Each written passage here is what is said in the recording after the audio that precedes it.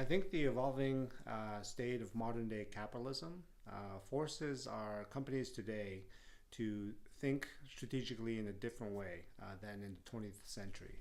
In the 21st century, companies need to think more in terms of what are the impacts of our decisions and our progress to the rest of the world, to the rest of humanity, and the planet that we all share.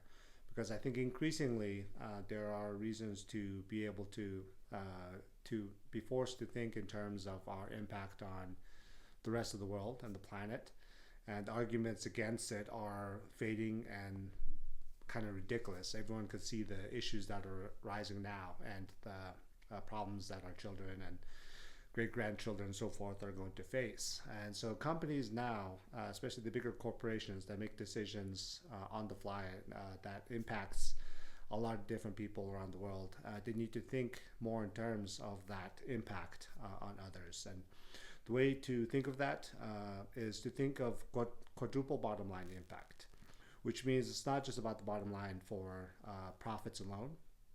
Companies have to think strategically about what is the impact on people, not just the people we serve, but the people we work with and the people in our community and the rest of humanity in general. Secondly, the second P is what is the impact on the planet?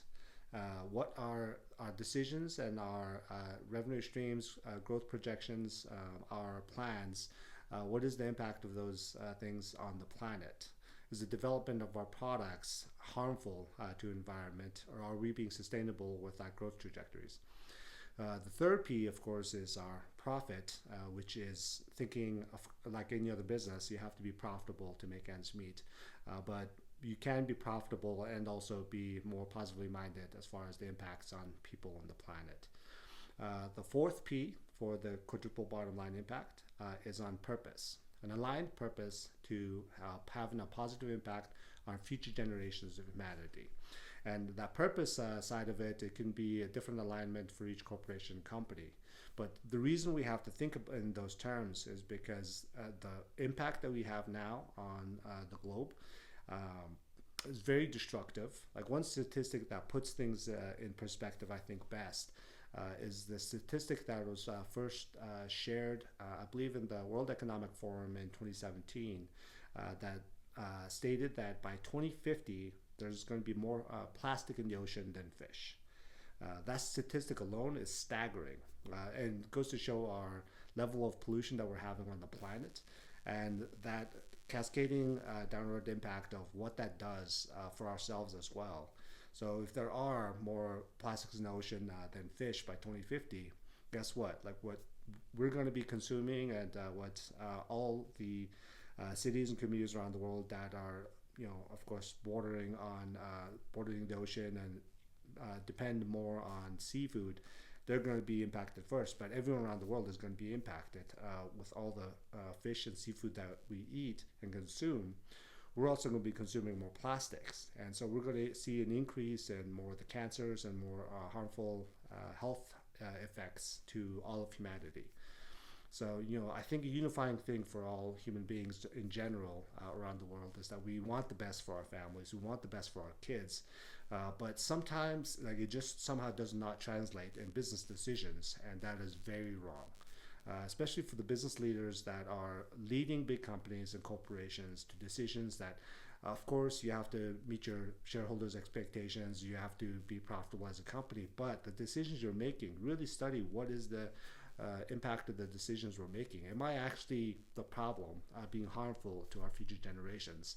And if you're the problem, you got to really look at the mirror and think of yourself. Look at your kids, look at your grandkids. What is the impact that we're having on them? So we have to rethink everything in regards to the 21st century, how we can have a better impact for the future. And modern day capitalism now also too, like the problem with it now is it's kind of become this blameless system of governance of corporations, and there's two parties, right, that are the main culprits in this. One is the shareholders that are demanding the executives and the company's leaders to be making decisions to make as much money as possible for me. I'm your biggest shareholder, make me money, right? The shareholders, they just want to make money. And when it comes down to those companies making decisions that are harmful or bad for PR, whatever, like then they're just like, hey, like it's not me. I'm just a shareholder. I'm not making decisions. So they're blameless. Investors and shareholders are part of a blameless systemic problem there. The second is the executives themselves of the companies. They're leading the companies and making decisions, but when it comes down to it, and when they're pressed for anything that is negative impacts that they're having on other people or the planet or so forth, they're also state to be kind of blameless too. Say, hey, I'm just doing what the shareholders are telling me to do, which is make money for the company. Otherwise, I lose my job and I can't work here no more. So I'm just doing my shareholders' bidding. So they're also kind of blameless, right? So you have these two groups that are also part of this blameless capitalistic system that adds to the problem. And we really have to think of this in terms of having more of the systems and also the governance in place to make sure that the changes that are happening, they have to have this QBL, quadruple bottom line impact, and put those shareholders and also company executives on the line to think in those terms. And I like the fact that the momentum that they're going where we're going is having more of these companies, corporations that are publicly minded, thinking of the public benefit corporations. I think like that's a great step forward. We need more of that and more of a focus on ESG, environmental sustainable governance goals. But the question now becomes, are we, the company leaders and the companies and corporations themselves, are they innovating enough to be able to have a positive impact, quadruple bottom line impact on people on the planet for the future in the 21st century? Are they innovating and having a positive impact quick enough to combat the negative impact that we're collectively having as a society on the planet? So that's the big question. And in the 21st century, or the next 50 years, is going to be the most important period of human history because it is going to determine a lot for the trajectory of humanity being able to survive on planet Earth for the centuries to come. And for our future generations, this is super important. This is going to be the key question that you're going to be looked back on many years from now, beyond your lifetime. When people look back on you and the leaders of companies, they're going to be focused and thinking about this. What was the impact that they had on future generations? It doesn't matter how much money they made for themselves and for their shareholders.